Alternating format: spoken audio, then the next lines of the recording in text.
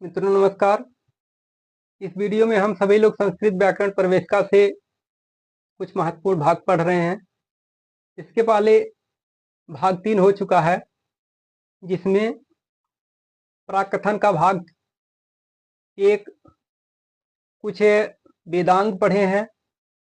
दूसरे में महर्षि पाणिनि तथा उनके ग्रंथ अष्टाध्यायी के 8 अध्याय में किस भाग में क्या पाया जाता है उसको पढ़े हैं। इस वीडियो में हम सभी लोग महर्षि पतंजलि के विषय में पढ़ेंगे। इनका निवास स्थान, इनके माता का नाम, इनके ग्रंथ का नाम तथा आगे कुछ और वीडियो में देखेंगे जो विविध के प्रश्न आते हैं कि अष्टाध्यायी पर क्या टीका लिखी गई है। आगे लघु सिद्धांत कौमुदी लिखा गया है, सिद्धांत कौमुदी लिखा गया है। तो इस वीडियो में हम सभी लोग पढ़ेंगे। यदि आप चैनल पर पहली बार हैं तो चैनल को सब्सक्राइब कर लें, जिससे आने वाली वीडियो आपको मिलती रहे। तो आइए वीडियो को शुरू करते हैं। देखते हैं तो महर्षि पतंजलि कहा जाता है कि महर्षि पाणिनि के अष्टाध्यायी अर्थात महर्षि पाणिनि के व्याकरण का प्रथम युग महर्षि पतंजलि के महाभाष्य में ही समाप्त होता है। महर्षि पतंजलि का ग्रंथ है महाभाष्य। महर्षि पतंजलि का समय माना जाता है 2री शताब्दी ईस्वी पूर्व, और इनका समय उस तरह से मान लिया जाएगा तो 150 ईस्वी पूर्व। महर्षि पाणिनि का समय है 450 ईस्वी पूर्व। कात्यायन बर्रुच का समय है 350 ईस्वी पूर्व तथा महर्षि पतंजलि का समय माना जाता है 150 ईस्वी पूर्व, अर्थात इनको 2री शताब्दी ईस्वी पूर्व माना जा सकता है। महर्षि पतंजलि की निवास, महर्षि पतंजलि का निवास स्थान माना जाता है कि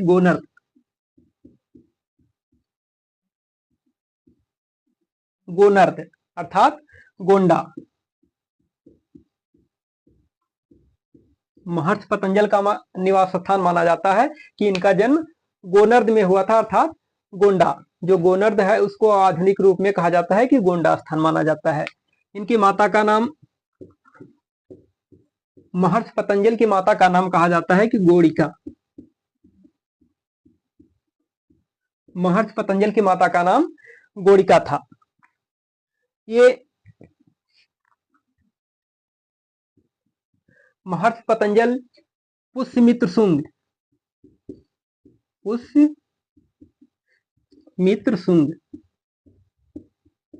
महर्षि पतंजलि पुष्यमित्र शुंग के दरबार में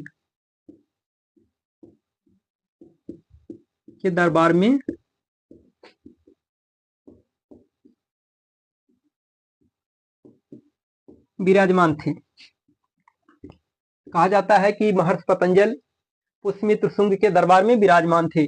उनके पुरोहित थे। कहा जाता है कि पुष्यमित्र शुंग के पुरोहित थे। इससे स्पष्ट होता है कि महर्षि पतंजलि पुष्यमित्र शुंग के 2 अश्वमेध यज्ञ को कराए थे। इस प्रकार से ये स्पष्ट हो जाता है कि महर्षि पतंजलि पुष्यमित्र शुंग के पुरोहित थे। तो पुरोहित होने के कारण यह स्पष्ट होता है कि महर्षि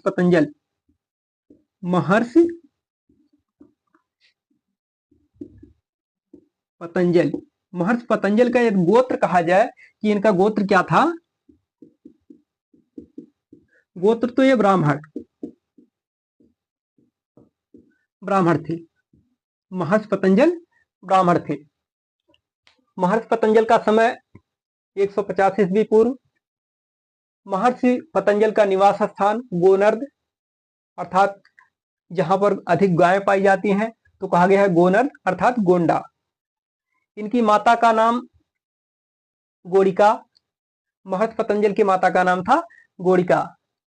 महर्षि पतंजलि पुष्यमित्र शुंग के दरबार में विराजमान थे, अर्थात पुष्यमित्र शुंग के समय में ये थे। और यह पुष्यमित्र शुंग के 2 अश्वमेध यज्ञ को कराए थे, जो एक गंगा यमुना के संगम पर हुआ था और दूसरा अयोध्या में हुआ था। तो इस प्रकार से महर्षि पतंजलि एक ब्राह्मण कुल में उत्पन्न हुए थे। अब इनके ग्रंथ के विषय में कहा जाए, महर्षि पतंजलि का ग्रंथ, इनका ग्रंथ है महाभाष्य। भाष्य। महर्षि पतंजल के ग्रंथ का नाम है महाभाष्य। महाभाष्य में 84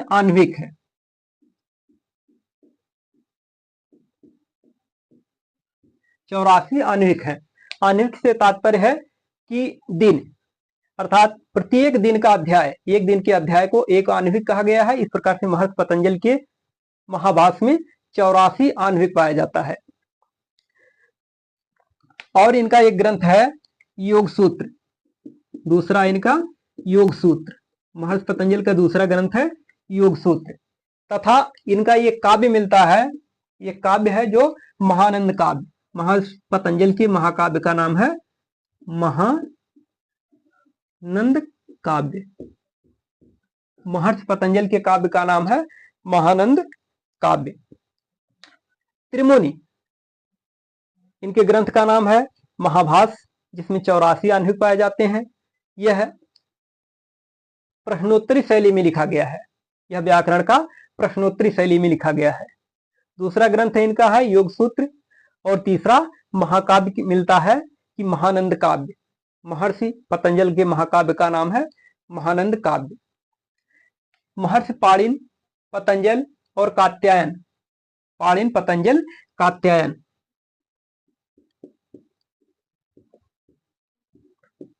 त्रिमुनि माने पाणिनि,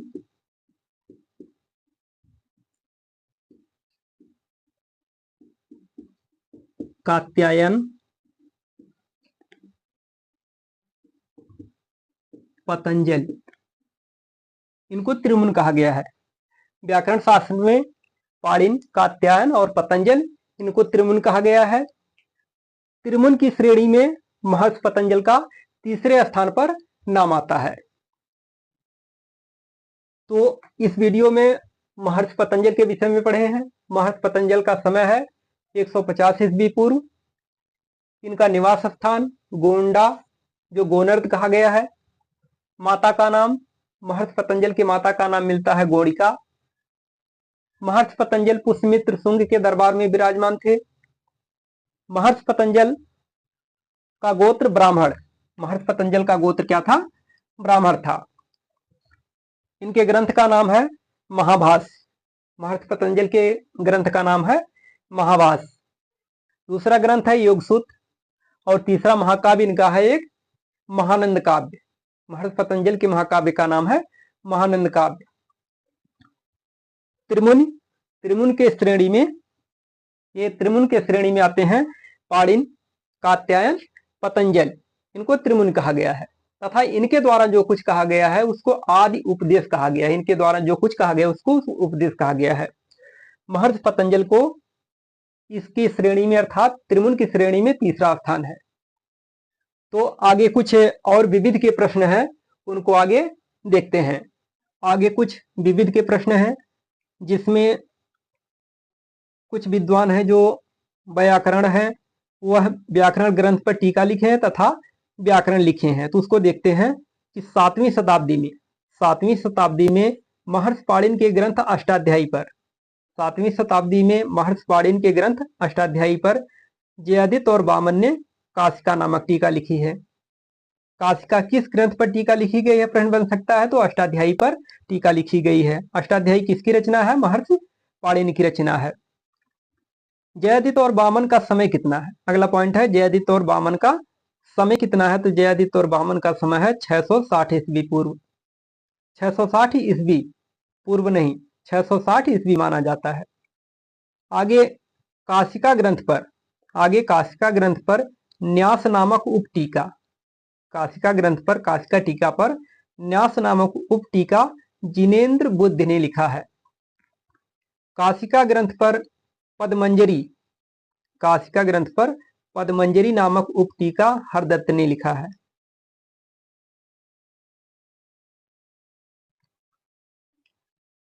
आगे है कि महाभाष्य के टीकाकार भर्तृहरि ने वाक्यपदी में दार्शनिक विवेचन किया है। महाभाष्य के टीकाकार भर्तृहरि ने वाक्यपदी में दार्शनिक विवेचन किया है। वाक्यपदी किसकी रचना है? तो भर्तृहरि की रचना है। वाक्यपदी में कितने कांड हैं? 3 कांड हैं, आगम, वाक्य, प्रकीर्ण। वाक्यपदी में भर्तृहरि ने शब्द ब्रह्म, स्फुट ब्रह्म के विषय में चर्चा किए हैं, वर्णन किए हैं। भर्तृहरि ने वाक्यपदी पर सोपज्ञ नामनी टीका लिखी है। सोपज्ञ नामनी टीका किसकी है? भर्तृहरि की है। भर्तृहरि ने सोपज्ञ नामनी टीका किस ग्रंथ पर लिखी है? तो वाक्यपदी पर, अपने ही ग्रंथ वाक्यपदी पर इन्होंने सोपज्ञ नामनी टीका लिखे हैं। आगे देखते हैं कि भर्तृहरि ने महाभाष्य दीपिका तथा कैयट ने प्रदीप नामक टीका लिखी है। महाभाष्य किसकी रचना है? पतंजलि की रचना है। महाभाष्य पर भर्तृहरि ने महाभाष्य दीपिका नामक टीका लिखी है तथा कैयट ने प्रदीप नामक टीका लिखी है। प्रदीप नामक टीका किसकी है? कैयट की है। प्रदीप नामक टीका किस ग्रंथ पर लिखी गई है? महाभाष्य पर टीका लिखी गई है। कैयट का समय लगभग 1100 ईस्वी माना जाता है। कैयट का समय कितना माना जाता है? 1100 ईस्वी माना जाता है। आगे लिखा गया है कि कैयट काव्य प्रकाशकार मम्मट के भाई माने जाते हैं। कैयट का समय 1100 ईस्वी है तथा कैयट काव्य प्रकाशकार मम्मट के भाई माने जाते हैं। भर्तृहरि की अन्य रचनाएं हैं नीति शतक, श्रृंगार शतक, वैराग्य शतक। भर्तृहरि की अन्य 3 रचनाएं हैं नीति शतक, श्रृंगार शतक और वैराग्य शतक मिलता है। आगे देखते हैं कि लिखा है कि विमल सरस्वती ने 1350 ईस्वी में रूपमाला नामक ग्रंथ लिखे हैं। रूपमाला नामक ग्रंथ किसकी रचना है? विमल सरस्वती की रचना है। किस समय लिखे हैं? 1350 ईस्वी में लिखे हैं। 15वीं शताब्दी में रामचंद्र ने प्रक्रिया कौमुदी ग्रंथ लिखे हैं। प्रक्रिया कौमुदी किसकी रचना है? रामचंद्र की रचना है। कब लिखा गया है? 15वीं शताब्दी में लिखा गया है। 16वीं शताब्दी उत्तरार्ध तथा 17वीं पूर्वार्ध के समय भट्टोजी दीक्षित ने सिद्धांत कौमुदी ग्रंथ लिखे हैं। भट्टोजी दीक्षित के ग्रंथ का क्या नाम है? सिद्धांत कौमुदी। भट्टोजी दीक्षित शेष कृष्ण के शिष्य थे। भट्टोजी दीक्षित के गुरु का क्या नाम था? शेष कृष्ण था। भट्टोजी दीक्षित ने अपने ग्रंथ सिद्धांत कौमुदी पर, भट्टोजी दीक्षित का ग्रंथ क्या है? सिद्धांत कौमुदी। भट्टोजी दीक्षित ने अपने ही ग्रंथ सिद्धांत कौमुदी पर प्रौढ़ मनोरमा नामक टीका लिखे हैं। प्रौढ़ मनोरमा नामक टीका किस ग्रंथ पर लिखी गई है? तो सिद्धांत कौमुदी पर लिखी गई है। किसने लिखा है? स्वयं भट्टोजी दीक्षित ने ही लिखा है।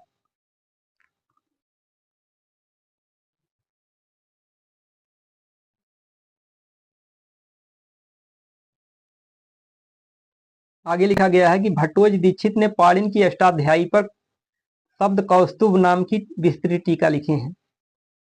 पाणिनि के ग्रंथ अष्टाध्यायी पर शब्द कौस्तुभ नामक टीका किसकी रचना है? तो भट्टोजी दीक्षित की रचना है। भट्टोजी दीक्षित ने लिखा है।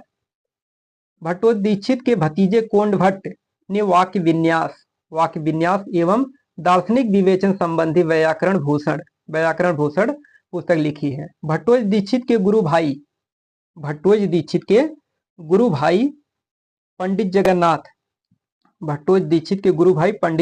ने प्रौढ़ मनोरमा पर भट्टोजी दीक्षित के गुरु भाई पंडित राज जगन्नाथ ने प्रौढ़ मनोरमा नामक टीका पर मनोरमा कुछ मर्दिनी नामक उप टीका लिखे हैं।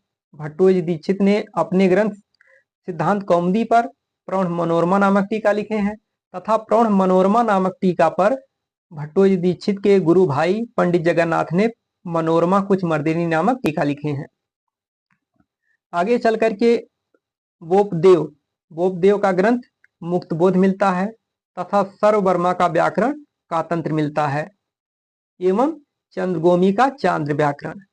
प्रश्न बन जाता है कि कातंत्र व्याकरण किसकी रचना है? तो सर्ववर्मा की रचना है।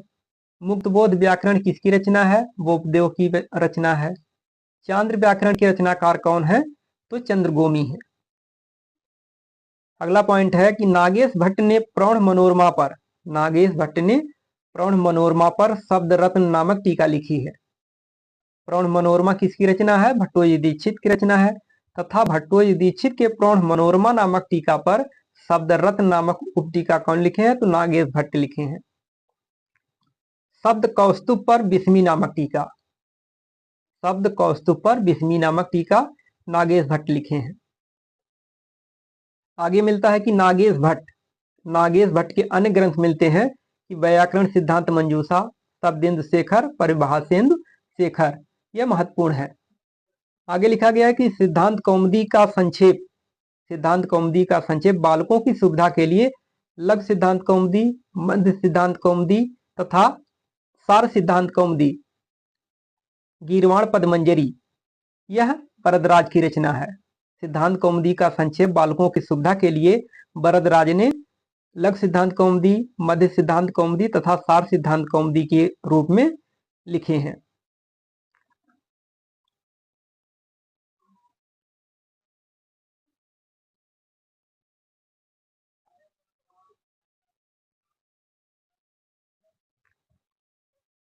आगे लिखा है ईसा की पहली शताब्दी सर्ववर्मा ऐन्द्र व्याकरण के आधार पर कातंत्र व्याकरण की रचना किए हैं। सर्ववर्मा ने किस व्याकरण के आधार पर कातंत्र व्याकरण की रचना की है? तो ऐन्द्र व्याकरण के आधार पर। ऐन्द्र व्याकरण किसकी रचना है? इंद्र की रचना है। बोपदेव बैसड़ो थे। इनके व्याकरण मुक्तबोध में 1200 सूत्र हैं। बोपदेव के व्याकरण मुक्तबोध में कितने सूत्र हैं? 1200 सूत्र हैं।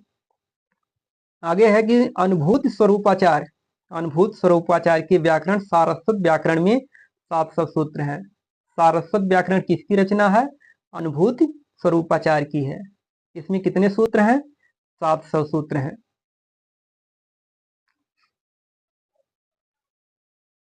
आगे लिखा गया है कि सारस्वत व्याकरण पर 17वीं शताब्दी में रामाश्रम ने सारस्वत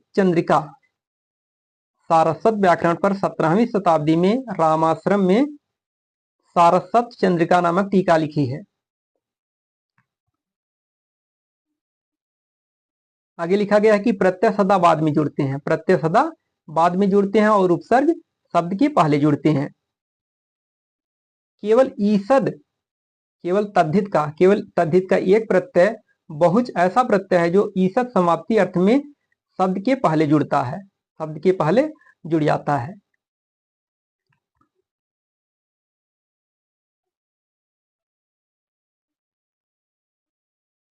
जैसे बहुतृण।